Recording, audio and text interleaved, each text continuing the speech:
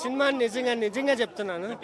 నా ఈ సినిమాని లో ఎక్స్పెక్టేషన్స్ వెళ్ళాను. ఎందుకంటే ప్రీవియస్ శంకర్ ఫిలిమ్స్ చూసుకొని ఈ సినిమా కూడా ఇలాగే తీసింటాడేమో అని లో ఎక్స్పెక్టేషన్స్ వెళ్ళాను. ఫస్ట్ సీన్ ఎంటర్ అవగానే అర్థమైందన్న ఈ సినిమా ఏ లెవెల్లో బాక్స్ ఆఫీస్ హంటి చేస్తుందో ఫస్ట్ ఇంట్రడక్షన్తోనే అర్థమైపోయింది. ఒక గుడ్ మెసేజ్ అన్న. మన శంకర్ సినిమాల్లో మనం ఎక్కువగా ఆశించేది ఏంటన్నా పొలిటికల్ మెసేజ్. ఇప్పటివరకు ఏ ఇండియన్ పాలిటిక్స్లో ఏ ఇండియన్ సినిమాలో ఇలాంటి మెసేజ్ ఇవ్వలేదన్న. అంటే డబ్బులు లేని రాజకీయం చూపించాడన్న. అంటే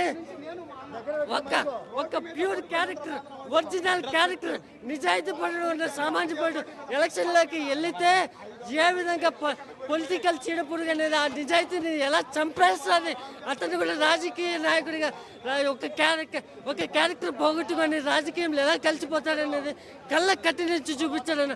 రాజకీయంలో ఉండాలంటే నిజాయితీ ఎలా ఉండాలి అనేది చూపించాడన్న. ఫస్ట్ ఫైట్ అయితే అసలు సీట్లో కూర్చోలేదన్న. ఇంటర్వెల్ ముందు వచ్చే సీన్స్ అయితే గూస్ బంప్స్ అన్న.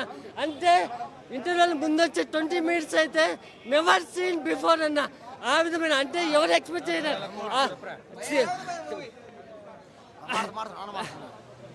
సాంగ్స్ అయితే అన్న,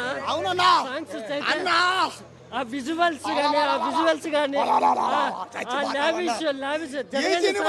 సూపర్ గా ఉందన్న. రాత్రి నుంచి నేను డ్యాన్స్ అయితే చేయలేమన్నా. రామ్ చరణ్తో మనం చేయలేం డ్యాన్స్. చిరంజీవి, పవన్ కళ్యాణ్, అల్లు అర్జున్ అందరినీ ఒకే ఫ్రేమ్ లో చూసినట్టే ఉంది. అంటే ఎవరు డ్యాన్స్ చేస్తారో అర్థం కాని పరిస్థితుల్లో ఉన్నారు జనాలు. ఏంటంటే ఒక సాంగ్ చూసి చిరంజీవి గుర్తొచ్చాడు, ఇంకో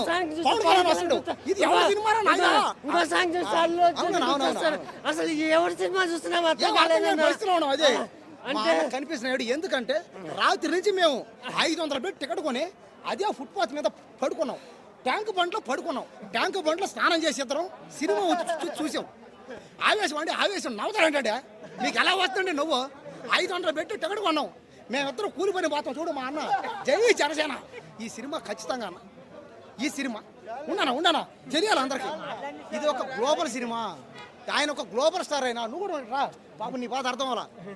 మా అన్న నేను కష్టపడి లేబర్ పని చేసి మరి 500 పెట్టి టికెట్ కొన్నాం. మీరు మాత్రం 10,000 పెట్టి టికెట్ కొనలేరా? ఏముంది 50,000 పెట్టి కొనలేరా? పుష్ప 2 ఎంత? పుష్ప 2 ఇప్పుడు దాకా 2,000 కోట్లే. కానీ ఈ సినిమా పుష్ప 2 సినిమా దాడేస్తుంది. ఒక్క షోకి చాలు అంతే. ఈ సినిమా 50,000 కోట్లే కాదు, 1,00,000 కోట్లు కూడా వచ్చే ఛాన్సులు ఉన్నాయి. కానీ నేను పుష్ప ఎంత ఒక్క షో చాలు. ఈ గ్లోబల్ మీద ఈ సినిమా ఒక్క షో చాలు అంతే. పుష్ప సినిమా అయిపోయింది ఎప్పుడు. కాబట్టి ఏంటంటే పుష్ప సినిమాని మర్చిపోండి అంటే కాదు, అంటే మర్చిపోయి ఈ సినిమా చూడండి అన్న అంతే. అంతేగాని మీరు మర్చిపోండి కాదు. అంతే మర్చిపోండి అంటే యాక్టింగ్ అని చేయండి. లేదే అనుకో మనం ఏం చేద్దాం. ఏదో అబద్ధం. ఈ సినిమా ఏంటంటే చరిత్రలో గుర్తుండిపోయి సినిమా ఇది. ఇలాంటి సినిమాలు రావు. నేను ఎక్కడ చెప్పానా? తిరగి రికార్డులో ముఖ్యంగా నేను మెగా హీరోలకి ఫ్యాన్ని, సినిమా హీరోలు అందరికి ఫ్యాన్ని. ఆఖరికి ఈ మేడం వచ్చి హీరోగా చేసి ఈమె కూడా ఫ్యాన్ నేను. అంటే సినిమా హీరోలు నేను అభిమానిస్తా, ఆదరిస్తాను, ఆదుకుంటా. నా డబ్బులు పెట్టి 500 పెట్టి టికెట్ కొన్నా. ఇదే థియేటర్లో కొన్నా. చూడండి కావాలంటే నా డబ్బులతో కొన్నా. కష్టపడి కూలి చేసి ఇది లేబర్ పని చేసిన గుండెది, కూలి పని చేసిన చెయ్యిది. ఈ డబ్బులతో ఈ చేత్తో కొన్న 500 పెట్టి టికెట్. సినిమా జనం ఉండరా? అసలు నాకైతే అసలు టికెట్ కొన్న నాకే అర్థం కాల. ఏ సీట్లు కూర్చొని నన్ను ఎత్తి మూలేసారు, నన్ను కొట్టి మూలేసారు నన్ను థియేటర్లో. అప్పటికి ఏదో ఒక మూల కూర్చొని సినిమా చూసి అభిమానంతో చప్పట్లు కొట్టా, ఎజరేసా, ఆదరించా. ప్రతి పాటకి డ్యాన్స్ చేసా. ఫైట్ చేస్తుంటే నేను కూడా ఎగిరినా. రొమాన్స్ చేస్తుంటే గోడను పట్టుకొని రొమాన్స్ చేసుకున్నా. ఏం చేయమంటావు అన్న, అభిమానం అన్న. సినిమా మీద ఇదంతా నేను సినిమా మీద అభిమానంతో చేశా. ఈ సినిమా ఖచ్చితంగా 50,000 కోట్లే కాదు, 1,00,000 కోట్లు కూడా వస్తాయి. కానీ నేను చెప్పినట్టు చేయాలి. ఏమని చెప్పాను? Global star. గ్లోబల్ అంటే ఏంది? ప్రపంచం, భూమి. అంటే ఈ ప్రపంచంలో అన్ని థియేటర్లు ఈ సినిమా సంవత్సరం రోజులు కానీ ఆడిస్తే 1,00,000 కోట్లు వస్తాయని చెప్పినా. మీరు ఆడిస్తారో ఉంచుతారో తెంచుతారో పంచుతారో మీ ఇష్టం, ఏమన్నా చేసుకోండి. ఈ సినిమాని సంవత్సరం రోజులు కన్నా ఆడిస్తే ఖచ్చితంగా ఈ సినిమా 100% లక్ష కోట్లు కొడుతుంది. పైగా ఆయన ఒక గ్లోబల్ స్టార్ కాబట్టి, గ్లోబల్ స్టార్ లాంటి స్టార్లు ఈ ప్రపంచంలో ఎవరు లేరు. చైనా పో, అమెరికా పో, రష్యా, జపాన్ ఎక్కడికైనా పో, ఈ పక్క స్టేట్ పో, అటు పో, అట బొంబాయి పో, కర్ణాటక పో. ఏది మేడం? అదే మేడం, ఆ భాషల్లో ఉన్నాయి. ఇప్పుడు నువ్వు కర్ణాటక పో, ఈ సినిమా నీకు కన్నడలో ఉంటుంది. తమిళ్ పో, తమిళ్లో ఉంటుంది. చైనా పో, చైనాలో ఉంటుంది. అమెరికాకు పో, ఇంగ్లీష్లో ఉంటుంది. జపాన్లో ఉంటుంది. అదే ఓవరాల్గా నేను ఏం చెప్తానంటే, రేటింగ్ 5కు 5, 10కు 10, 100కి 100 మార్కులు వేసే సినిమా ఇది. అటువంటి సినిమా ఎవడైనా నాకు యావరేజ్ కనబడితే ట్యాంక్ బండిలో స్నానం చేసి వచ్చా, వాడిని కూడా ట్యాంక్ బండి తొక్కేస్తా అంతే. వాడిని నేను ఇక్కడే ఉంటా, ట్యాంక్ బండి కాడ ఉన్నా. రాత్రి నుంచి సినిమా కోసం కాపు కాసుకున్నాం, మేము ఆకలితో ఉన్నాం.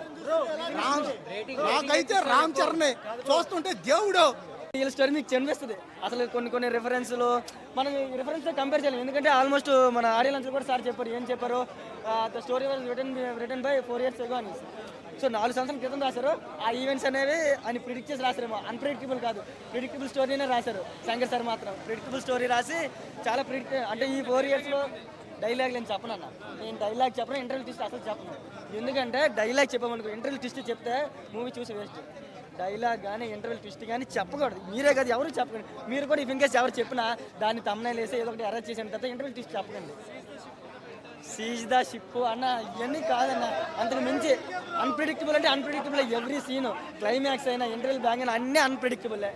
మూవీ అయితే చాలా సూపర్ ఉంది.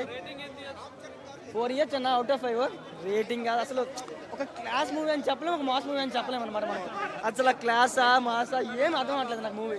అసలు ఎందుకో తెలియట్లేదు. నేనైతే మాస్ అని ఎక్స్పెక్ట్ చేశాను. ఫస్ట్ హాఫ్ మొత్తం క్లాస్ నడిచింది, సెకండ్ హాఫ్ క్లాస్ అని ఎక్స్పెక్ట్ చేశాను, మాస్ నడిచింది.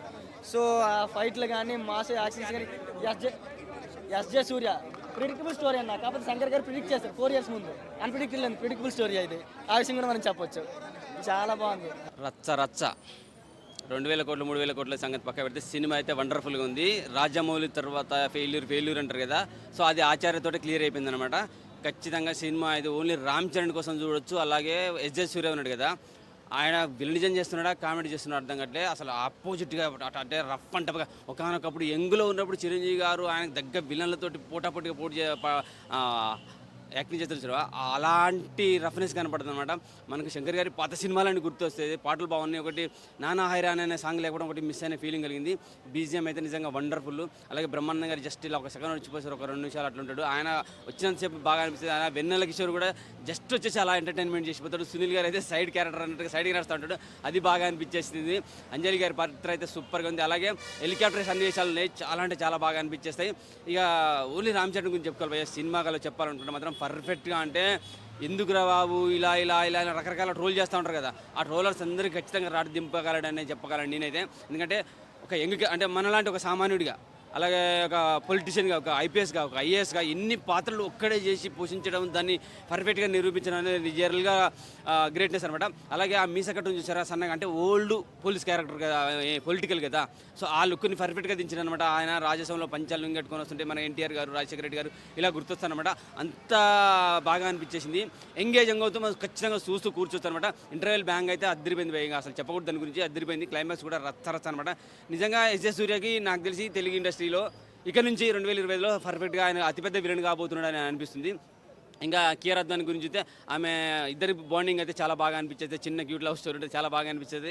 అంజలి గారి పాత్ర మదర్ క్యారెక్టర్ ఒకసారి కొన్ని సన్నివేశాలు ఏడుస్తుంటాడు, మనం జైలుకి వెళ్ళి చెప్పులు తీసుకొని కొట్టుకుంటూ ఉంటాడు అన్నమాట, గుండెలు బాధ వేసుకొని. రంగస్థలం తర్వాత అటువంటి పెర్ఫార్మెన్స్ కనపడదు అనిపించింది మనకు. RRRలో కూడా అక్కడ ఎమోషన్ సన్నివేశం చూసినా ఆ టైప్లో రంగస్థలం తర్వాత మళ్ళీ అంత ఎమోషన్ క్యారెక్టర్, మదర్ని ప్రేమిస్తూ మదర్ని క్షమించమని అనుకునే సన్నివేశాలు, ఆమె చనిపోయిన సన్నివేశాల్లో నిజంగా కొన్ని హృదయ విదారమైన సన్నివేశాలు ఇంత బాగా తీయగలరా, వీళ్ళు మాత్రమే చేయగలరా అంటే అందులో రామ్ చరణ్ ఒకటని చెప్పగలుగుతాను భయ్య. పక్కా గేమ్ చేంజర్ సినిమా. ఒక్కొక్కటి గేమ్స్ అనేది ఆట ఆడిచ్చేసి గేమ్లో నెంబర్ 1 నిరూపించుకునే స్థాయిలో ఉన్నాడు ఈరోజు. తెలుగు సినిమాల్ని మళ్ళీ ప్రపంచ స్థాయిలో నిలబెట్టగల సత్తా ఎవరిది అంటే ఖచ్చితంగా రామ్ చరణ్ అని చెప్పగలుగుతా. జై గేమ్ చేంజర్. పడ్డాయి అన్ప్రిడిక్టబుల్ అన్నారు కదా, ఖచ్చితంగా ప్రిడిక్టబుల్ కొన్ని ఉన్నాయి, అన్ప్రిడిక్టబుల్ కొన్ని ఉన్నాయి. ఆ గత ప్రభుత్వంలో కానీ ఇప్పుడు ప్రభుత్వంలో ఉన్న కొన్ని డైలాగులు పడ్డాయి, కొన్ని క్యారెక్టర్లు కూడా చూపించారు. కానీ ఆడ చెప్పారు ఇవన్నీ కల్పితమే అని చెప్పేసి. సో అటువంటి కల్పితం అని చెప్పేశారు కాబట్టి మనం ఎక్కువగా వాటి గురించి వాళ్ళని తొక్కారు వీళ్ళని తొక్కారు అని చెప్పకూడదు. సినిమా అయితే ఖచ్చితంగా పొలిటికల్ యాంగిల్ ఉన్నది, పొలిటికల్ మెసేజ్ ఉన్నది. అలాగే ఓటు వేయని వాడికి ప్రభుత్వం తరపు నుంచి ఎటువంటి పథకాలు కూడా అందొద్దు అని చెప్పి ఖచ్చితంగా మీరు ఓటు వేయాలి, ప్రజాస్వామ్యానికి న్యాయం చేయాలని ఒక మెసేజ్ కూడా ఇచ్చారనమాట.